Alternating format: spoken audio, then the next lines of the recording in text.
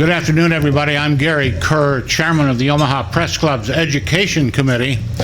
And as part of our noon forum series today, the Press Club and the League of Women Voters of Greater Omaha are co-sponsoring a debate between the two Republican candidates for the 2nd District Congressional seat in Congress, Chip Maxwell and Don Bacon. The winner in the May primary will face Democratic Congressman Brad Ashford in this fall's election. Chip Maxwell of Omaha has served in the Nebraska State Legislature and on the Douglas County Board of Commissioners.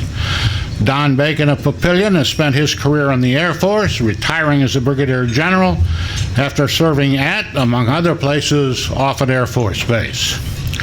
Each candidate will get a minute and 30 seconds to respond to each question, plus an additional 30 seconds of rebuttal time on each question. You know those fancy lights and noisemakers they have for the presidential debates? We don't have them. We can't afford them. But we do have a timer. Gail, raise your hand, so we're all set. Please, no applause, whistles, cat calls, etc. during the debate, but you can do that now. Don Bacon and Chip Maxwell, please take your places at the podium.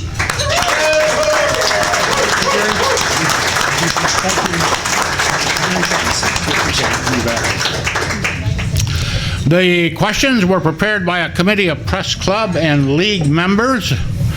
The candidates have not seen the questions in advance. There are 2-minute closing statements. I'm peeking right now, though.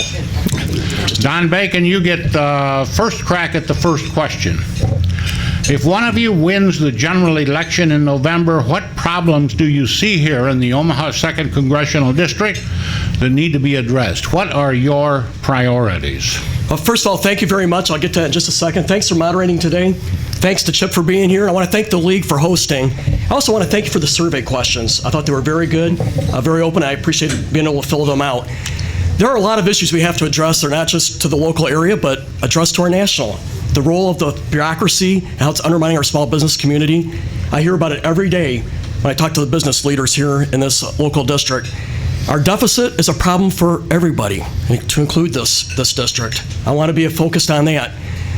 Further, Offutt Air Force Base is our largest employer. No one can defend and advocate for Offutt Air Force Base like I can, as a previous commander and two-time person being assigned there. They have over 10,200 folks on the base, and it creates 4,000 more jobs in addition to that. And the Air Force wants to reduce 1 out of 4 bases in its inventory. We need someone like me that can advocate for this base and make sure it stays relevant to our community. Thank you. Chip Maxwell. Thank you, Gary. Thank you to the League and to the Press Club for sponsoring this debate. I want to briefly thank my campaign coordinator, Tommy Owens, is here today. My mother, Mary Maxwell, I'm almost afraid to mention she's here. By acclamation, the room will probably decide, get rid of these two clowns and give the microphone to Mary Maxwell. No, she's just here as a spectator today. My daughter, Beverly, is also here today. She is not skipping school. She has no school today. And she and my children are the main reason I'm running. It's what gets me off the couch to run. We have a variety of issues. I imagine we'll delve into them today. But the number one thing for me is this debt that we're running up. It is not just bad fiscal policy. It is immoral. We want this much government, but we're only willing to pay for this much of it. We just borrow. We keep borrowing to cover the rest of it. We'll leave the tab for those coming after us. I say when I'm out on the stump, even if you don't have children, do you have a conscience? This is not the American way. What we're doing. We have got to stop what's going on. Just grow government. Keep growing government and keep borrowing to pay for it. We cannot keep doing that anymore. That is the main thing that gets me off the couch to run for office. It affects the 2nd District. It affects every district across the country. And we have got to do something about it before we pass a point of no return. We've got countries in Europe like Greece and Cyprus. They're going over the edge financially. We're not there yet, but we are on the same path unless we make some changes. Don Bacon, you have an additional 30 seconds. Well, thank you. You know, our total government spends 42 cents on every dollar earned in this country, but we tax 38 cents on every dollar. So we have about a 10% delta. It's wrong, and it is immoral. We need people with moral courage who can stand up and find areas to reduce. I believe we need to reduce domestic spending, because we've already cut military spending by 18%. We also need to be willing to talk about how we're going to reform entitlements so we can save it for our kids and grandkids. Chip Maxwell, 30 seconds. if you want to add to what you... I have nothing to add on that question. Let's go on to the next question. Chip Maxwell, this is for you. First, although more than 90% of climate scientists say global warming is a fact of life, there is a group of people who don't believe it. Do you believe there is global warming, and why or why not? And if you do, to what extent do you think man is responsible, and should action be taken to reduce fossil fuel emissions to combat global warming? No, not until the case is better proven. And I know I've seen there are polls and statistics out there. I ran into the same kind of debate years ago and in stem cell research. I was on the side that said, we love stem cell research, just don't destroy human embryos to do it. And there was an argument at that time, all of scientific research says you've got to destroy embryos to succeed at this. That was not true. It's not an issue anymore because our side was right. The success was with the non-embryonic sources. So when I hear these arguments about global warming, there's a huge split in the scientific community right now over this. Is it happening, number one? And if it is it just the natural rhythm of the planet, or is man-made activity causing it? And then finally, no, I'm not going to reduce America's capacity for economic growth until it's absolutely proven, number one, that it's happening, and number two, that activity by man is affecting it. Don Bacon, you think it's happening?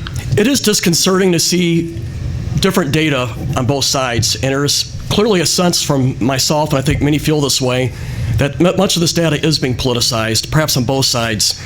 Now, we do have a weather wing on Offutt Air Force Base. It's the primary weather center of excellence for the entire Air Force as well as the Army. And I've had a chance to talk to these folks who study this all the time.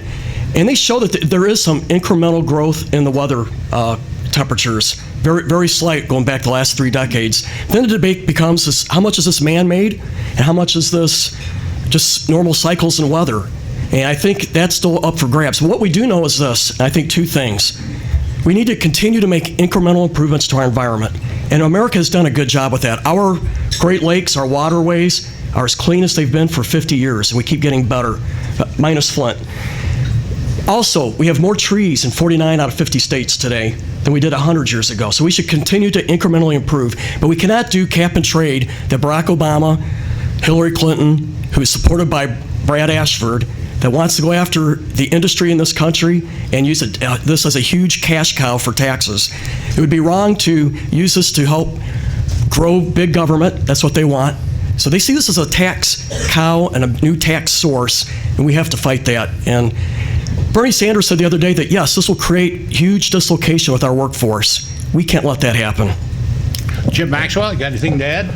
I agree with everything Don just said about that. I'd also add, if we ever do enter into any kind of agreement, it's got to create a level playing field. It's going to have to apply to India and China and other actors in the same way it does to us. The problem with some of these agreements that are proposed is basically the impact is unilateral on us. Don Bacon, you have 30 seconds if you want to add.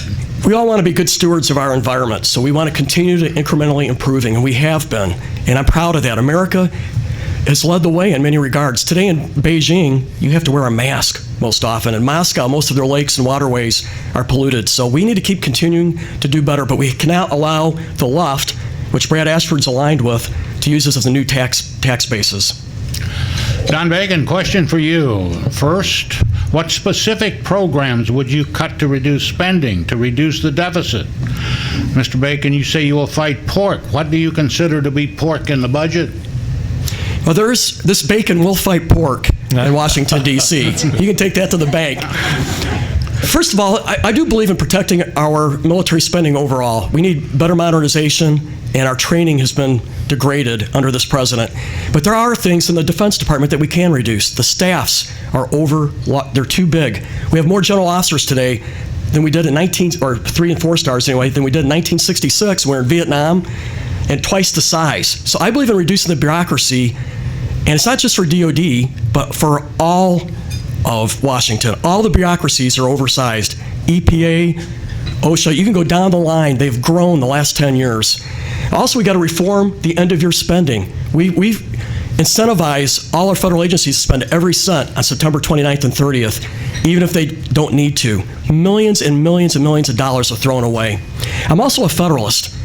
A lot of the things that Washington, D.C. should be doing should be done at Lincoln or at our city governments, or left with our families. So we need to do a nose-to-tail review of what Washington's doing, and like most of our education, K through 12, should be done at the local level and at the state level, as just one example. So I think it's got to be a nose-to-tail review, and most of our spending reductions should be in the domestic area and reforming entitlements. Chip Maxwell, what about the port? This is one of the many areas where Don and I agree. You know, if you're conservative, the Constitution draws a circle of authority within which the federal government is supposed to be contained. Well, the federal government's broken out of that circle in many ways. In addition to what Don's mentioned, another example would be, I do not believe the federal government should be providing social services. It's not allowed in the Constitution. It doesn't work, and we can't afford it. Now, people get nervous when you say that. Well, wait a minute. What about the struggling? So, survival of the fittest? We just leave people on their own if they're having problems? Absolutely not. In the most prosperous society the world has ever known, based on 4,000 years of Judeo-Christian teachings, we are our brothers and our sisters' keepers. We do have an obligation to help each other out, just not through the federal government. State government, local government. I have found from serving in government that the non-government agencies, religious and secular, are better than government at providing social services. So I mention that because when people hear limited government, oh, that's code for survival of the fittest. Absolutely not. But Don is right. We agree that the federal government is trying to do too much. We've developed this mindset where if there's a problem, just grow the federal government to handle it. That's why the government's growing out of control. That's why our spending's growing out of control, and we can't keep up. We keep borrowing to try to keep up with it. That's what I mean when I say we've got to make changes, or we're going to go over that cliff just like some other countries have. Don Bacon, 30 seconds. We have to realize that 40% of our spending does come from entitlements. So we can focus on the domestic spending, and we can chip away and make some progress. But we have to be willing to look the voters in the eye with moral courage and say, it used to be 3 people paying into Social Security for every 1 taken out. Now it's 2 to 1. We're blessed that we're living longer. That's a good thing.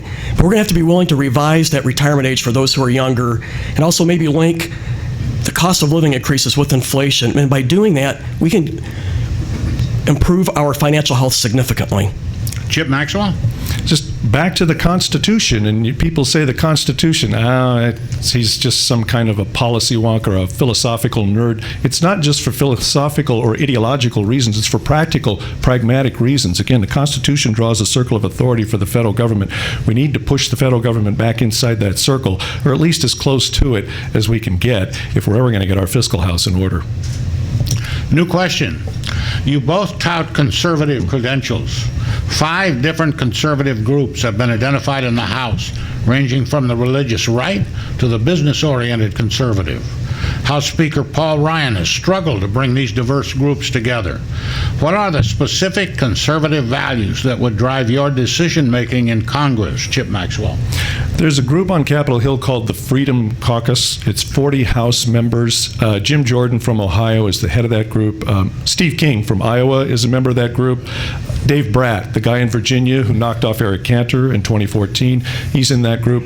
When I look at the constellation of Washington, D.C. and the various groups, as you mentioned, Gary, that's where I lock in. That's where my natural constituency would be. I want to work with those folks and try to build that, instead of being a feisty minority faction, build that into the majority position on Capitol Hill. Some of you might remember the 1994 contract with America, when Newt Gingrich, Dick Armey and company conducted a national campaign. They flipped the town.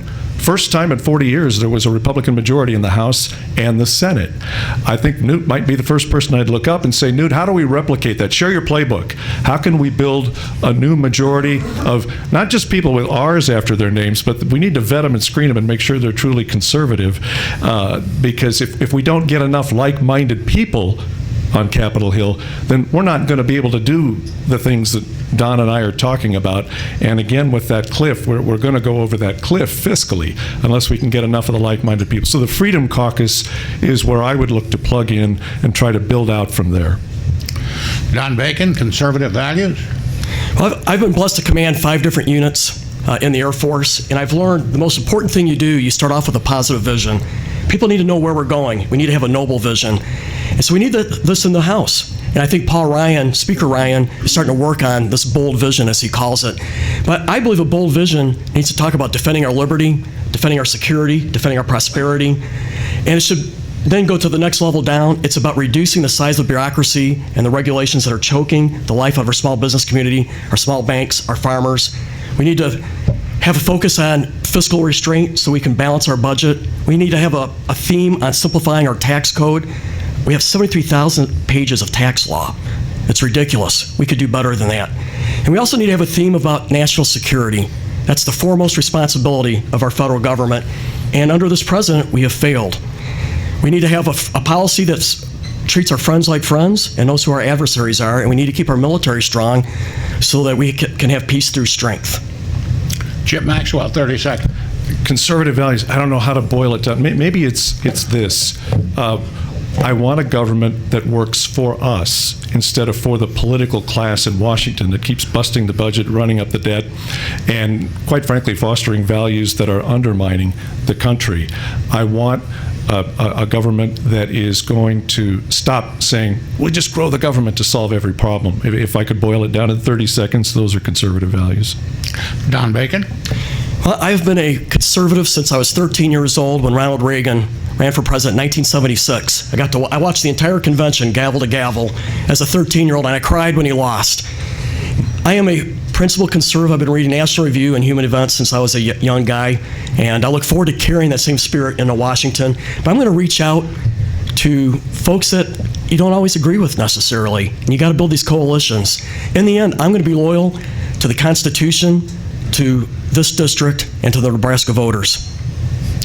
Somewhat of a related question here, and Don Bacon, this goes to you first. This year's presidential campaign has uncovered a great unhappiness with politics and government as usual in Washington. What would you do in your first 6 months to change the status quo? Well, first of all, I see it every day on the campaign trail, and it's why I'm running. I was a 1-star in the Air Force, eligible for a 2nd star still, and decided, it's time to get out and speak up.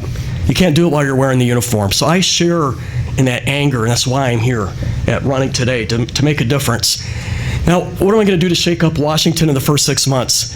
Well, I will be the most senior military retired member in the House.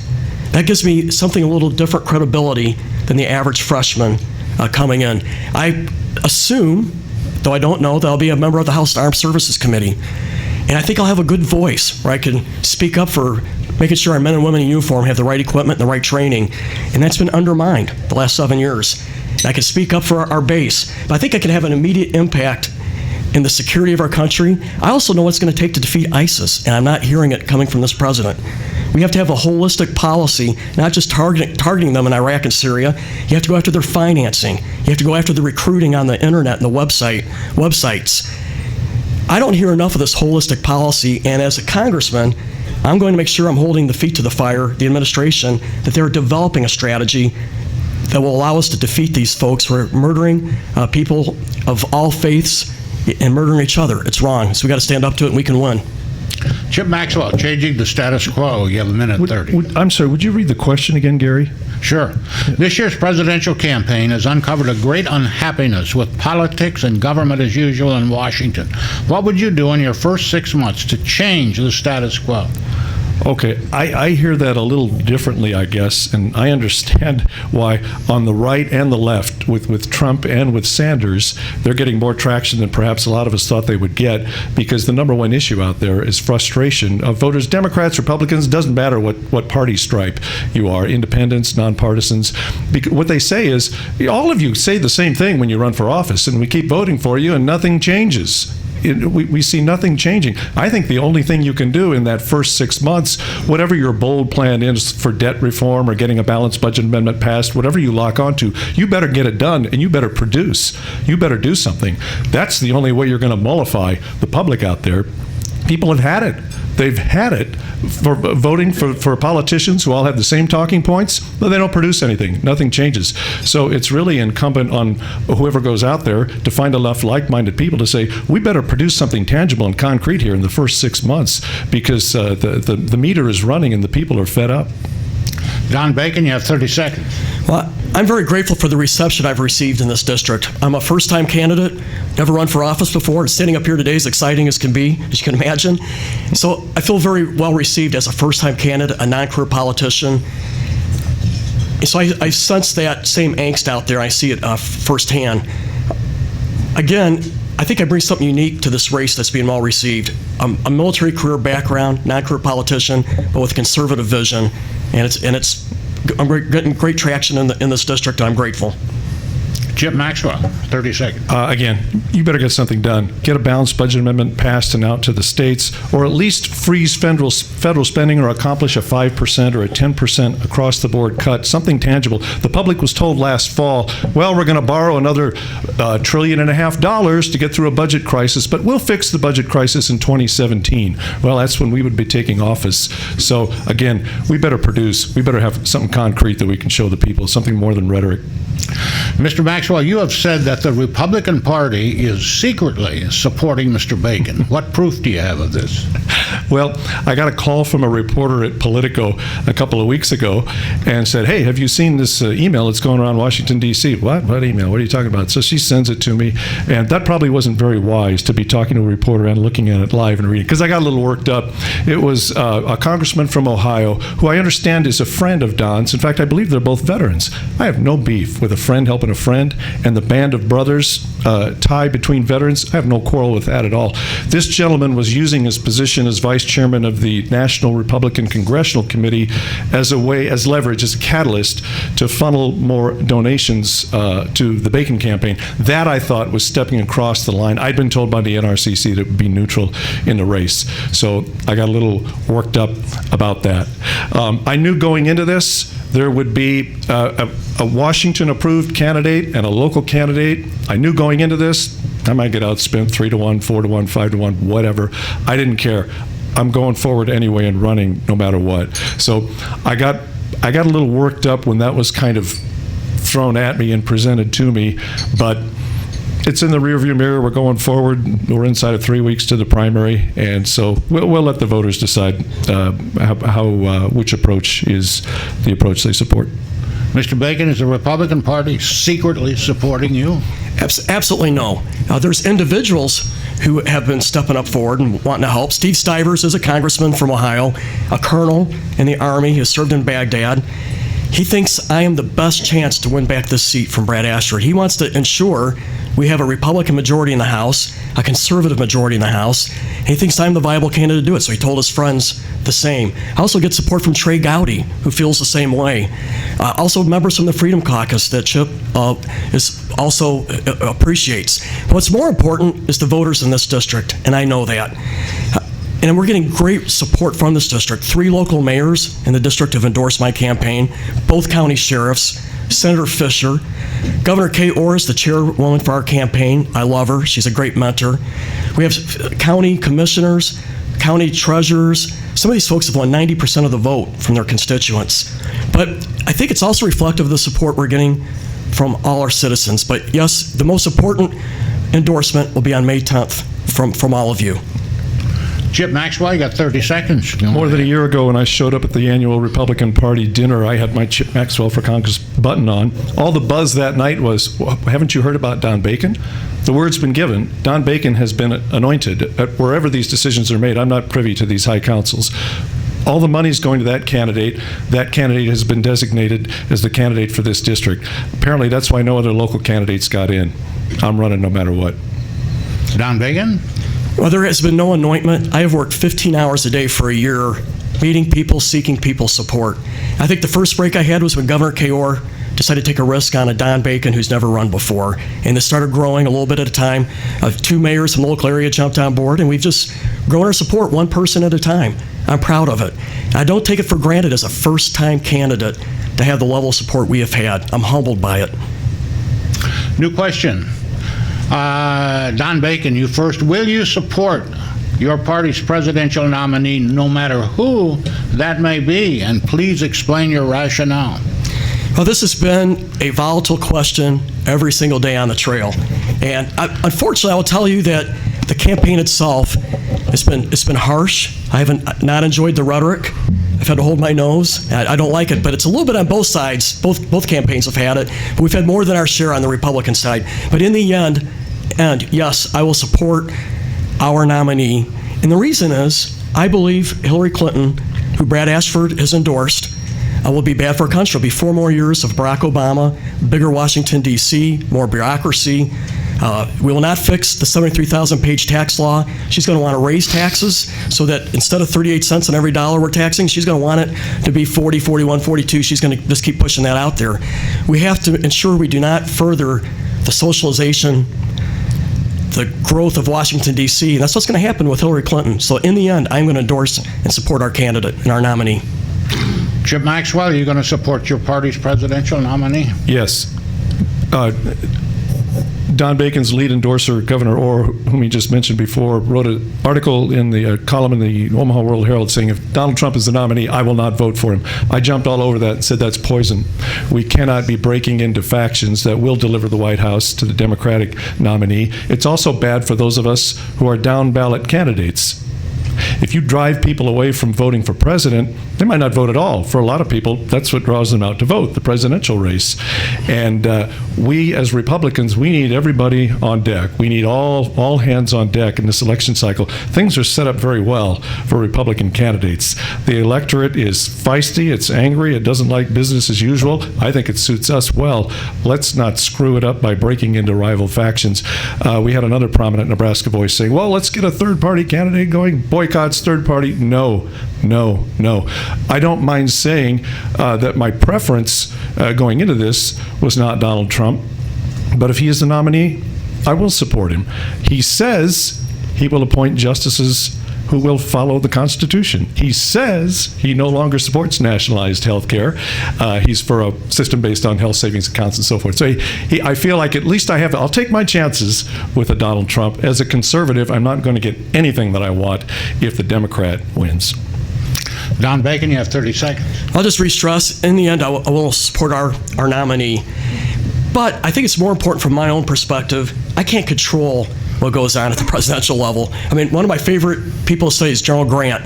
He said he always worried about what he was going to do, not what the other guys were going to do. And it's enough to worry about what yourself going to do, right? So my goal is to make sure that our campaign is run on issues positively, focused on what we can control with the folks as part of our team.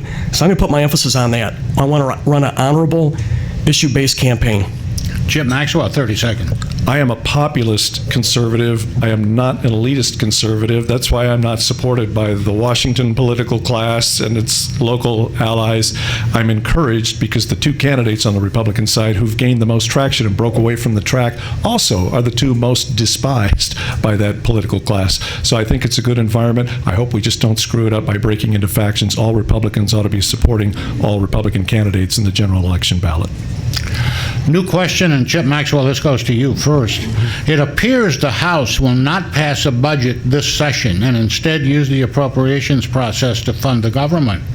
The House had a duty to prepare a budget by April 15th. Do you agree or not we should run our government this way? I disagree. I've got a book out there saying what the House should be doing is work up a budget and present it to the president. And somehow, I fault the House, I fault Congress for not having enough of a spinal cord. The Constitution gives the power of the purse to the House. The president's not supposed to be driving. The Congress is supposed to be driving fiscal policy in this country. Now I realize Republicans are terrified of that word, shut down. Shut down. Oh my goodness, shut down. What the Congress ought to do is present a budget to the president, say, here it is. And we're not shutting anything down. We are funding government. Now, it's your prerogative. If you want to veto it and risk a shutdown, so be it. But we're not shutting down anything. We're funding all the priorities of government as we see them. You are a president. You are not a dictator. Just because there's something in here that you don't like, you shouldn't be shutting down the government over it. The House has got to turn the tables on the president and go on offense instead of continually playing defense. Don Bacon, what about the House and a budget? I believe that we need individual appropriation bills. By doing that, each bill gets focused on and it can be reduced and targeted, and you can get some fiscal responsibility put back into the House and the Senate and the whole process. Unfortunately, in recent years, Harry Reid has prevented that happening. His goal was to maintain the high levels of spending, so he wanted to do a huge omnibus bill where it was an all or nothing vote. And that it was done to keep spending high. The Republicans need to work to do individual spending bills, because that's how you target spending and get a little fat off the bone. I'm a proponent, too, for what Nebraska does. Nebraska has a balanced budget requirement, and also has a requirement that individual spending bills have to be individually voted on, not group bills. We need to have this in Washington, D.C. as well. Would be the best way that we can get our arms around the out-of-control spending. Chip Maxwell, you have 30 seconds. Gary, the only way I tweak my last answer is Don and I actually both had columns in the newspaper back in the fall because a budget deal was done. And in some circles, there was great rejoicing. Democrats and Republicans got together. They agreed on something. Yeah, they agreed to do nothing except borrow another $1.5 trillion to fill that gap, and we'll get around to fixing the fiscal crisis in 2017. We do have to have budgets, but not business as usual budgets. There's got to be some true fiscal reform in it.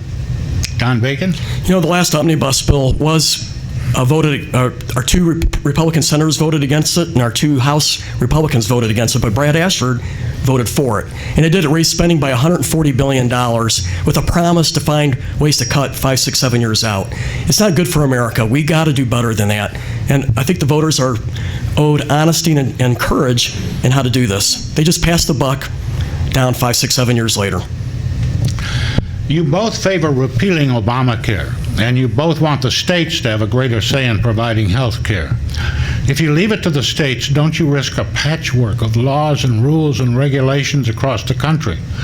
Please be specific on your version of health care, how it would work, and to what extent it would be different from what we had before Obamacare came on the scene. Don Bacon. Well, that's a great question. I think it's one of the top issues I hear day in and day out, particularly from small business owners. Obamacare has throttled their growth. In fact, they're stagnant on purpose. Obamacare is a big part of that. Now, if you like $1,000 wrenches out of the federal government, do you want them working on your health care? No. I don't want a bureaucrat running your health care in Washington, D.C. I want to hold people accountable here in Nebraska for our health care. So moving the regulatory authority to Washington, D.C., I believe is wrong. The regulatory authority needs to be at the state level. Now, I believe we need to have market reforms where there's competition driving down costs. Even Governor Ricketts talked about the time he had to get I think it was a MRI, and he was given the ability to shop it. He was able to find one at half the price from the first one he called by just shopping around. We need to have competition that drives down those rates. We also need tort reform.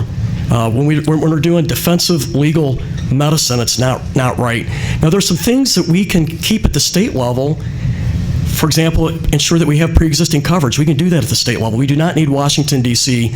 Doing that. So I am absolutely supportive of repealing Obamacare and replacing it at the state level where we can hold Governor Ricketts and our local officials accountable and put their feet to the fire. Chip Maxwell for 1:30. Gary, what was that turn of phrase? Something about a patchwork? You both favor repealing Obamacare. You both want the states to have a greater say in providing health care. If you leave it to the states, don't you risk a patchwork of laws and rules and regulations across the country? Patchwork. Well, see, one person's patchwork of laws and regulations is another person's wonderful dynamic model of federalism.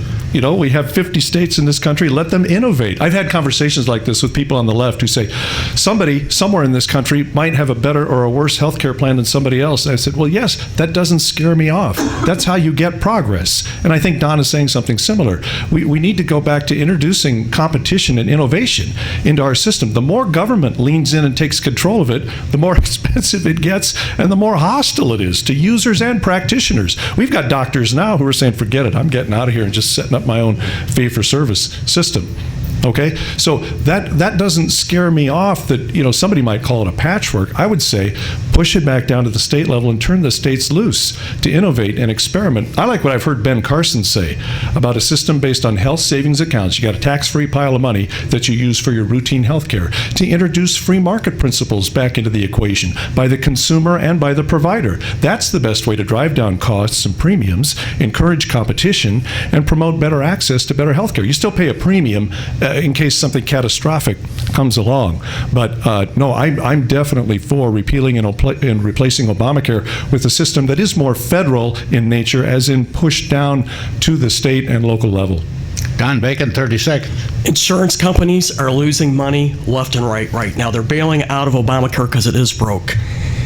Also, the deductibles have skyrocketed for most individuals, and the premiums have gone up. This has not worked. It's failed, and we're going to have to return back with some changes down at the state level. Chip Maxwell for 30. The only thing I'd add, Gary, is that I do know from serving in office at the state and local level, I have much more confidence in state government and local government. It's easier for us to keep track on it, to keep an eye on it. Washington, D.C., it's too big, it's too many moving parts, it's too hard to monitor. That is another reason to push things down to the state and local level. All right, new question, and Chip Maxwell, you have first crack at this. Immigration. It's believed there are 11 to 12 million illegal immigrants in the United States. But according to the Pew Research Center, illegal border crossings are now at the lowest level in 40 years. So how much of an increase in border security do we really need? And for those illegal immigrants already here, should we attempt to round them up and send them back, or provide a path to citizenship? All in 90 seconds. All right. I want to note that my son Tomas joined us in progress here. It's an interesting issue because for me it's not just theoretical. My children, my 7 children, are Latino immigrants. And I'm going to embarrass my son now. I'll pay for this later. But he began his life scavenging for food and struggling to survive in a third world orphanage. He's 26 now. He and his 25-year-old brother have graduated from American universities. They have good jobs at good businesses in this community. They are tax-paying citizens living the American dream. And maybe you can tell there's a little bit of a father's pride mixed in here, okay? But politically, no one is going to get away with calling me anti-immigrant, all right? But for reasons of national security, public safety, and economic stability, we do need to know who is coming here before they come here. We cannot accommodate illegal immigration. We can't reward it by allowing employers to hire illegal immigrants. Arizona, I think, is a model for what we could do. Arizona's not having big police state roundups. Arizona hasn't built a wall. Arizona has made E-Verify apply throughout the workplace. Arizona's made it impossible to work there unless you're legal, impossible to hire someone who is not here legally. And it's working because people are streaming back to Sonora, Mexico, the state across the border from Arizona, which has complained to Arizona. Too many of our people are streaming back home. Let's start there. Don Bacon. Well, first of all, we'll oppose the president's executive orders that I feel have violated the checks and balances of our Constitution system. In fact, as many people know it, our congressman here voted for in defense of sanctuary cities, and I think that was wrong.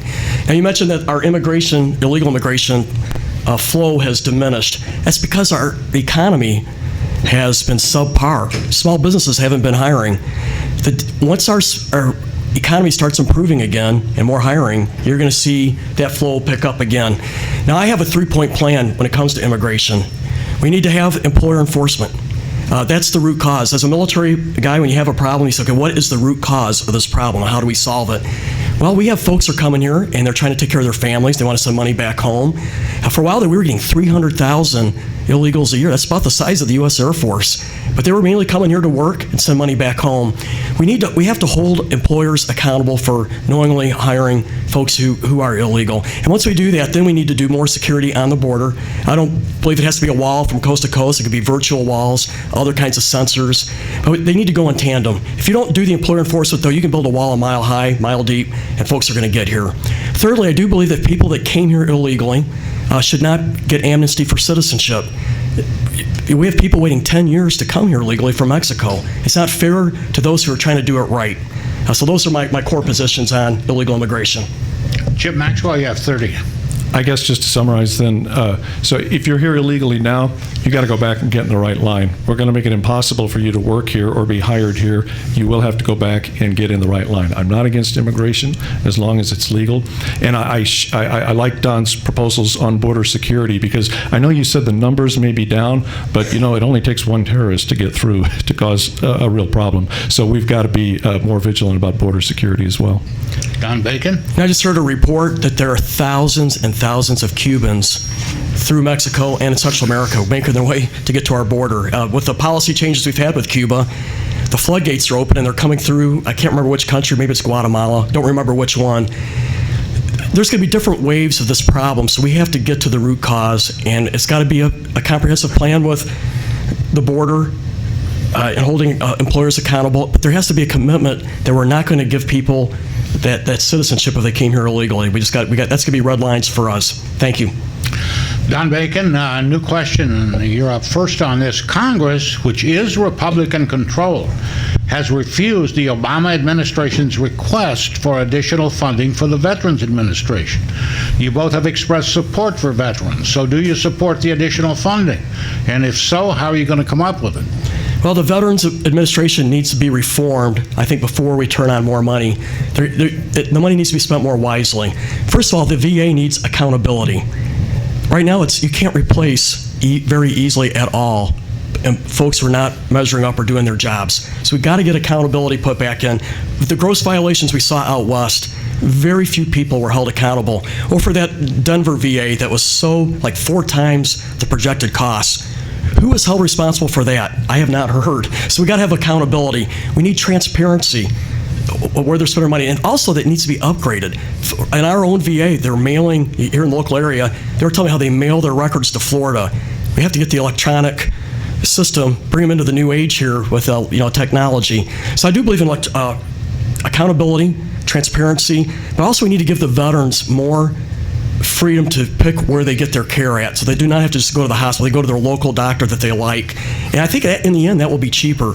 So I'm all right for improving the funding of VA, but it has to come with reforms so that's better spent. Chip Maxwell. I like that. Make sure it's operating properly before we would put more money into it. The only other thing I'll mention is I got a call from a veteran one time who read my book and said, oh, limited government, oh, shrink government and so forth. So the heck with the veterans. And I actually added a paragraph because I said, I'm glad you called me. Even for a constitutional conservative, when you draw that circle of government authority, Article 1, Section 8, there are 4 or 5 articles that deal with maintaining a military.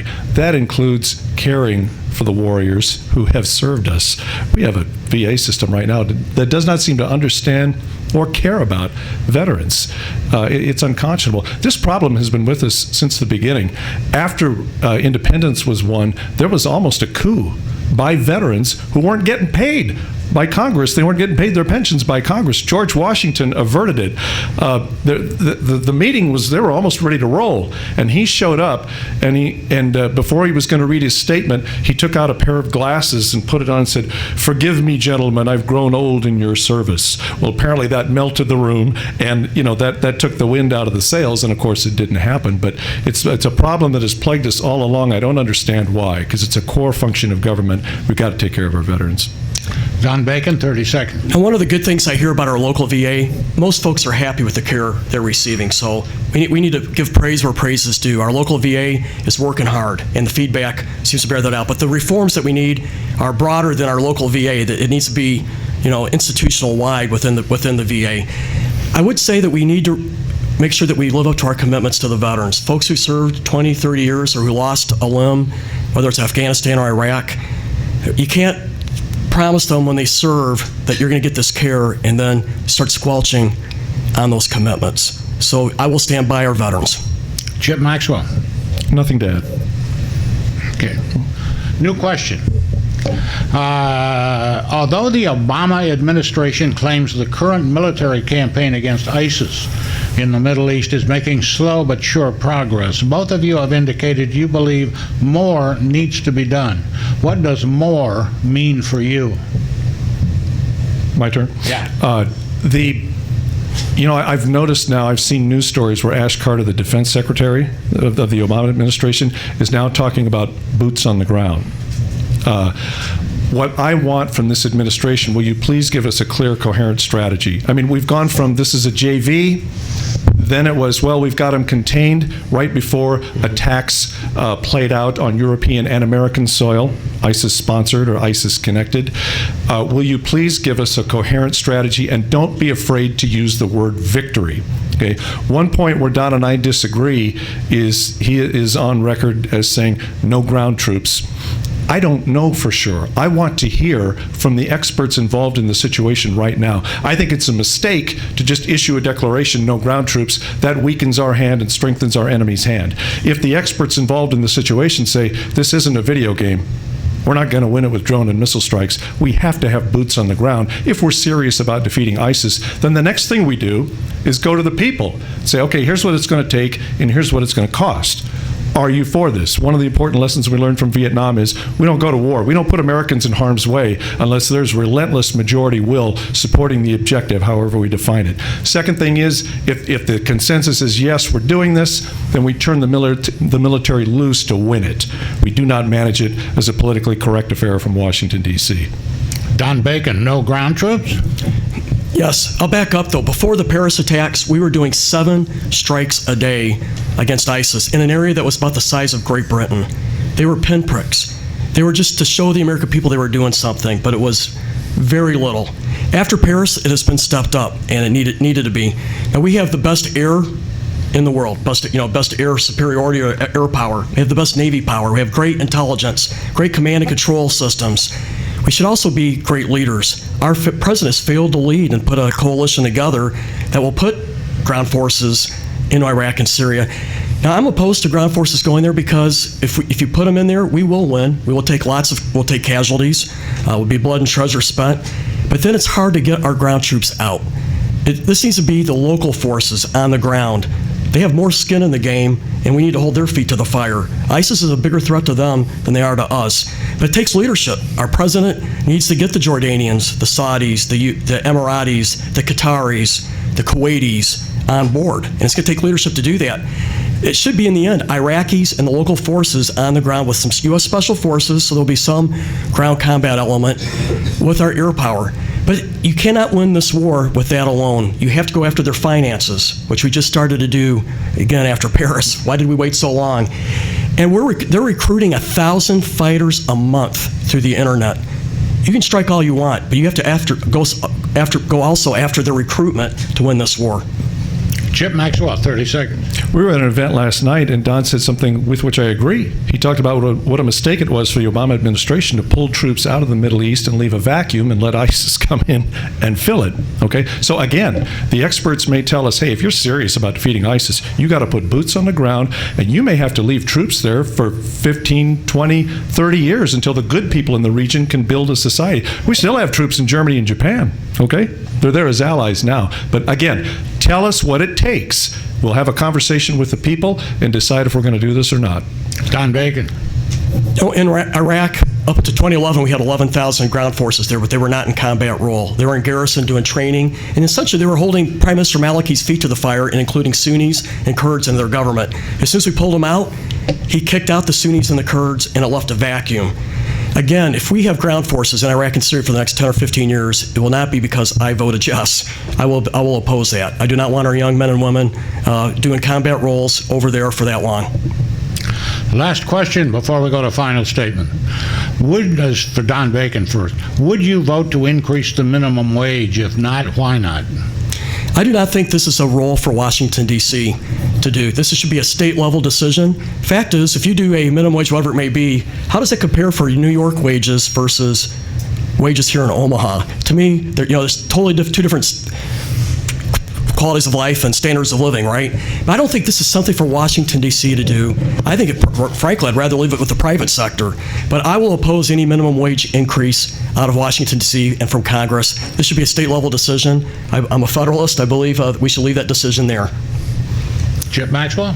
I agree the federal government should be involved, and no, I'm not for government at any level mandating minimum wages. One of the causes I've been affiliated with over the years is the Omaha Alliance for the Private Sector, fighting for small businesses at City Hall and at the state capitol against government overregulation, knocking heads with unions on contracts, especially pension contracts.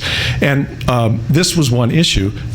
What happens is people may be well-intentioned. You raise that minimum wage. Small businesses are usually working on small margins. They're not charities, they're businesses. And if you're going to make labor more costly to them, you know what tends to happen is the perhaps low-skilled adult who really needs the job versus the perky teenager who's just looking for some spending money but may have better skills and be more productive. The low-skilled adult who really needs a job is the one who's going to lose out in that equation. You can actually hurt the people that you're trying to help.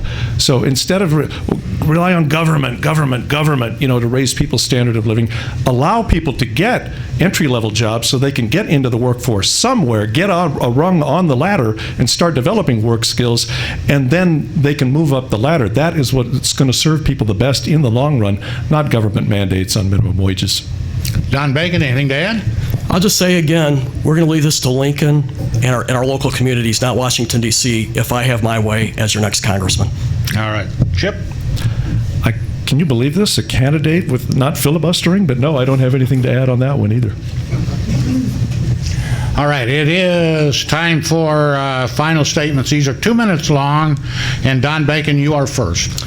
Well, again, it's an honor to be here. I thank the league for hosting this today, and a great moderator. I thank Chip for joining. I also want to introduce my wife, Angie.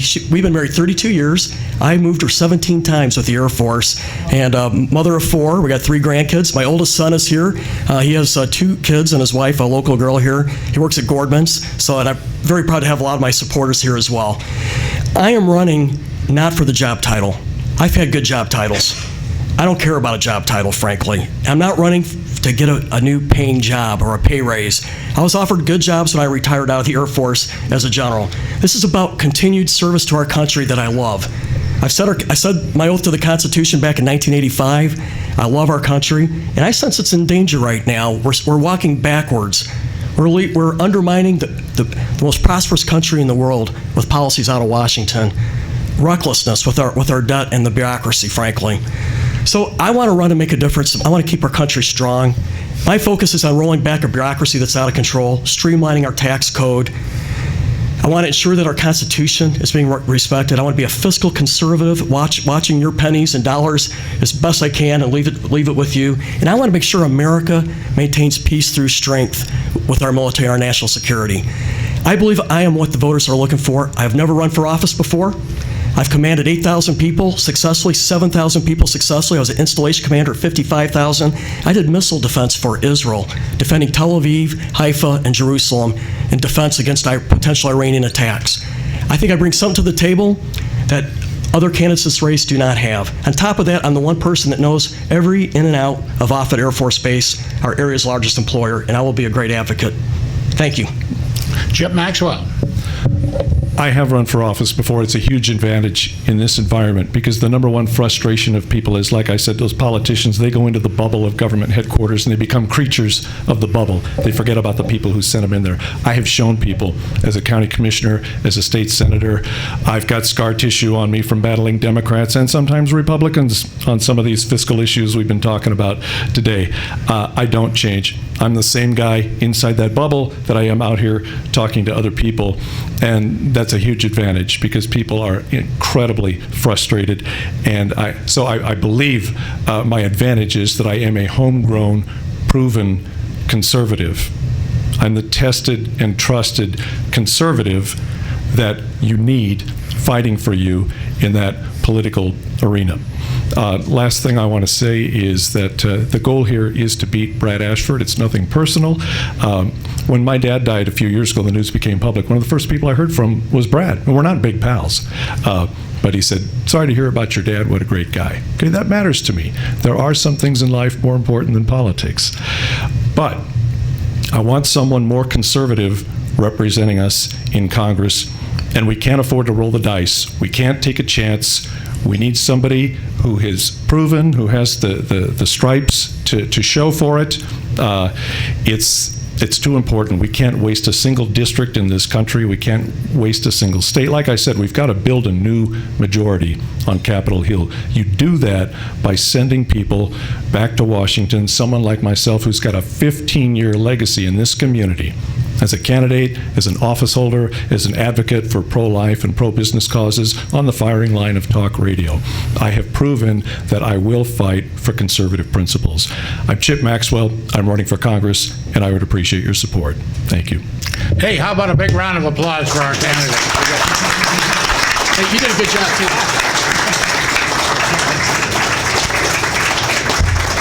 Thank you to the League of Women Voters for co-sponsoring the debate, KIOS, Public Radio for broadcasting it, and to our audience here at the Press Club. One last thing. Our next noon forum is May 12th, a panel discussion on the problem of human trafficking in this part of the country. That's on May 12th. We hope maybe some of you will be interested in coming. We are adjourned. Thank you. Thanks again, Gary. Good job.